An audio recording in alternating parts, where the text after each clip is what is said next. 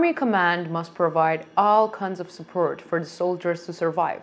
The first support is the fire support, thus the enemy's attack capacity is reduced, which is the most important. The best treatment is the prevention. The second is to treat soldiers if they are wounded. This allows for the stabilizations of the army, but it seems that the Russian army has some problems with this these days.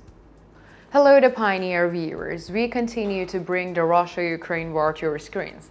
As you know, the Russian army has increased its efforts to put pressure on the Ukrainian army at some points. However, there is an important point that the Russian decision makers overlooked. This is the Ukrainian army's determination and resolve to defend itself. This determination has been going on for nearly 2 years and has not decreased even for a day. The Russian army's determination to attack and occupy is decreasing day by day, because the conditions affect the Russian soldiers in this direction. Recently, a Russian journalist has shared quite remarkable information with the public. Among the most important points drawn attention by the Russian journalist is that the situation of wounded Russian soldiers.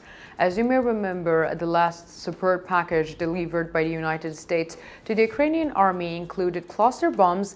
In the early days, Russian sources often claimed that these cluster bombs were not game changers. However, the big confession came. So what is this confession about the cluster bombs? Let's take a look at the developments together.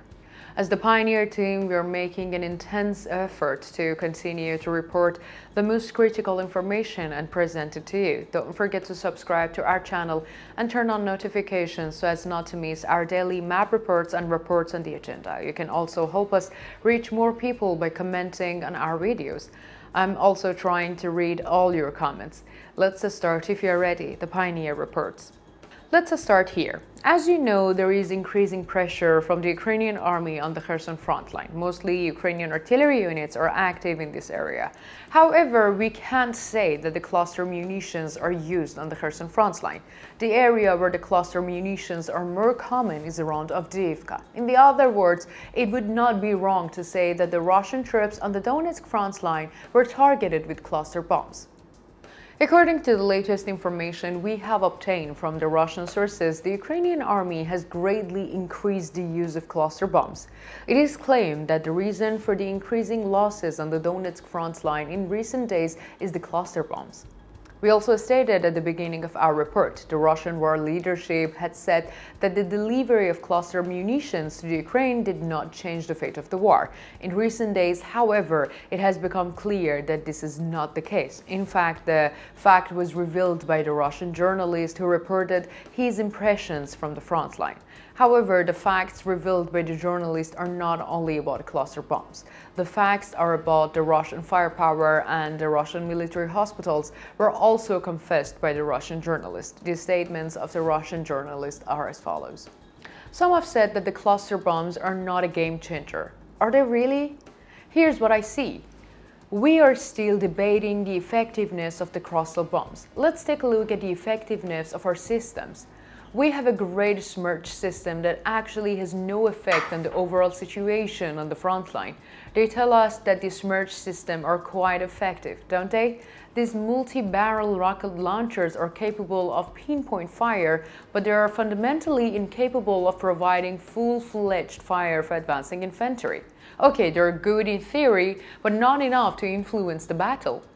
So what makes this situation so good for the enemy attacking us? Kamikaze drones and cluster bombs. Cluster bombs are currently neutralizing a large part of our infantry. This is compounded by the number of unfavorable factors on our part. The infantry is suffering heavy losses on the battlefield. Our infantry units are still not provided with adequate fire support. This leads to disruption of the combat missions, overstretched evacuation logistics, and overloaded military medical infrastructure. This leads to disruption of the combat mission, overstretched evacuation logistics, and overloaded military medical infrastructure. The rapid attrition of infantry units, coupled with the overload of the hospitals, results the soldiers returning in a mess to combat, basically untreated and often with small lesions in the soft tissues that have not been removed. In other words, our soldiers are sent back to the enemy line wounded without receiving adequate treatment. In addition, as I mentioned, the amount of cluster bombs used is directly proportional to the damage our infantry takes. The more cluster bombs they use, the heavier the damage our infantry gets. This, as I mentioned earlier, increases the injury rate of our soldiers. Our frontline health system is collapsing. The overall situation on the front line is, of course, a complex of various factors, but it is significantly affected by this type of ammunition. I would like to ask the war leadership, when will they realize this? They also said that the cluster munitions would have no effect on the front line and wanted to reassure Russian public opinion. But do you see it now? The game is changing, but the war leadership is still trying to deceive the public with lies. After all, there are no radical movements on the front line. They think that this is how we maintain the upper hand, but our soldiers are losing their lives because of the war leadership. This is a huge price. Russia cannot and must not pay this price any longer.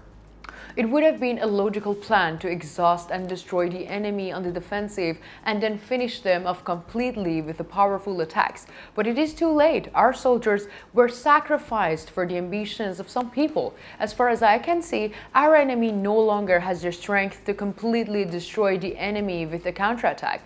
Those who claim that our enemy is still as strong as it was at the beginning of the war should not be believed. Because this is the bitter truth. The Russian army was sacrificed because of the ambition and ignorance. These settlements of the Russian journalists are very valuable in terms of understanding the current situation of the Russian army.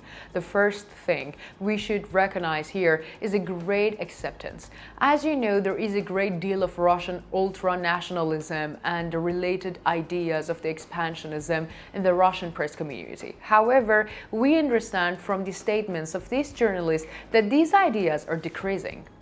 The second is the state of the Russian army. It is not only the casualties and wounded, it also seems that the major problems have arisen in the healthcare system of the Russian army. These problems will continue.